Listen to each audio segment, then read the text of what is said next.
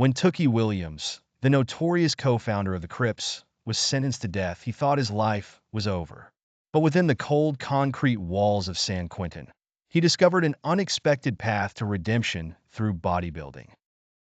As he transformed his body, he also began to reshape his identity, confronting the ghosts of his past while inspiring others in prison. Can Tookie shed the violent legacy of his former life and emerge as a symbol of hope and strength? Or will the shadows of his past continue to haunt him? Tookie Williams sat on the edge of his narrow bed in his prison cell, staring at the stark walls that confined him. The air was thick with the scent of metal and despair. The once feared gangster was now just another inmate in San Quentin State Prison, where his life was marked by a death sentence for his involvement in a violent robbery that had claimed 4 lives.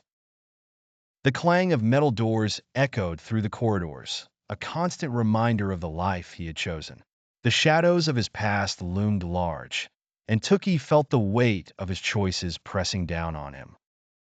He had spent years as a leader of the Crips, a name that struck terror in the hearts of many. But now, as he faced the end of his life, he was left with nothing but regrets.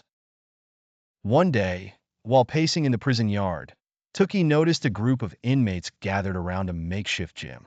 Weights were scattered across the ground, and men were lifting and cheering each other on. Among them was Marcus, a hulking figure with muscles rippling beneath his prison jumpsuit. He moved with an energy that drew Tookie's attention. "Hey man, you look like you could use some muscle," Marcus called out. Tookie hesitated. The world of bodybuilding felt foreign to him, a stark contrast to the violence he was accustomed to. But there was something about Marcus's enthusiasm that intrigued him. After a moment of contemplation, Tookie decided to join the group. The first workout was brutal. He struggled to lift weights that other inmates handled with ease, and he felt the humiliation creeping in. As the weeks passed, Tookie began to find solace in the routines. Lifting weights became a ritual, a way to channel his anger and frustration. The physical exertion was cathartic, allowing him to escape the confines of his mind. As Tookie committed to his new routine, he began to see changes not only in his physique, but in his outlook on life. His muscles grew, and he shed weight, transforming into a figure of strength and resilience. Marcus, noticing Tookie's dedication, encouraged him to share his journey with other inmates. "You've got a story that needs to be told," he said. "You can show these guys that it's never too late to change." With newfound determination, Tookie began organizing informal fitness sessions in the yard.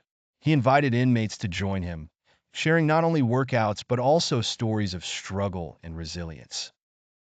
Despite the progress they made, Tookie still grappled with the ghosts of his past. The memories of the lives he had taken haunted him, especially as he faced his own mortality in prison. As Tookie continued his journey of transformation, he received unexpected news. A documentary crew wanted to feature his story. They had heard about the fitness workshops and the impact he was having on other inmates.